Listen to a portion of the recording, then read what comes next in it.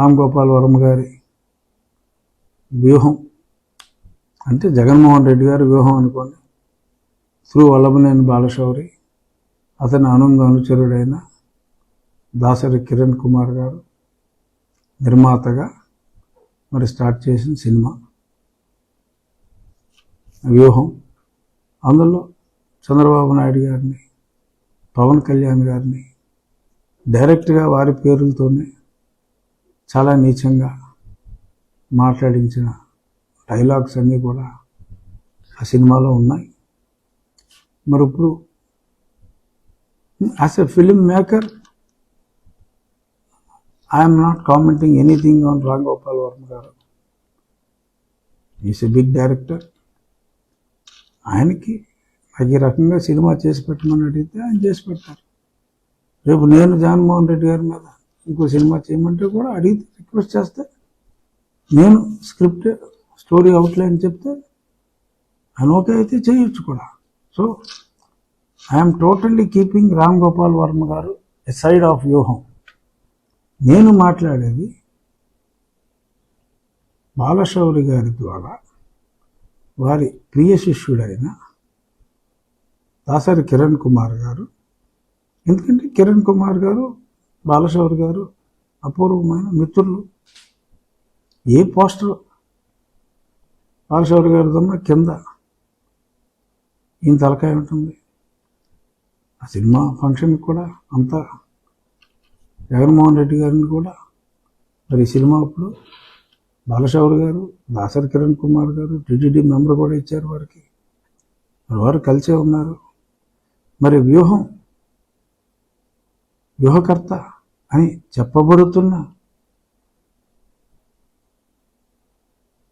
బాలశౌరి గారు శిష్యుడు ఆర్ మిత్రుడు, సారీ టు యూజ్ శిష్యుడు, ఈయన టీటీడీ మెంబర్, ఈయన స్టేచర్ ఉన్న వ్యక్తి, మిత్రులు మరి సినిమా తీశారు. ఇవాళ సెన్సార్ సర్టిఫికేట్ రద్దు చేయటం అయింది. 3 వారాల్లో మళ్ళీ రివైజ్ చేసి ఏ సంగతి క్లియర్ రిపోర్ట్ ఇమ్మన్నారు.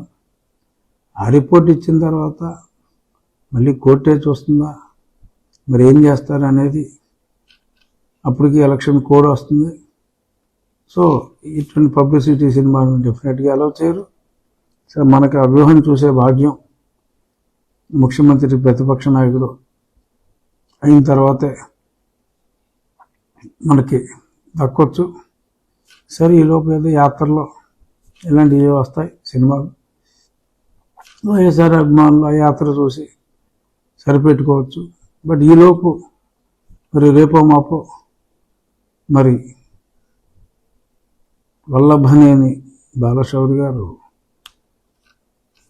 జనసేన పార్టీలో చేరుతారని చెప్పి చూసాం. మరి ఆయన పార్టీ అధ్యక్షుడిని కించపరుస్తూ ఉన్న సీన్లే తీసేయమంటారా? ఆ తర్వాత సినిమా ఏముందిలో 10 కోట్లు పోతే పోయిందని ఆపేస్తారా? మరి నాకు తెలియదు. బట్ ప్రస్తుతానికైతే దాసరి కిరణ్ కుమార్ గారి వ్యూహం నిలిపివేయబడింది. లోకేష్ గారు వేసిన కేసు వలన ఉన్న మురళీధర్ గారు ఆర్గ్యూ చేశారు.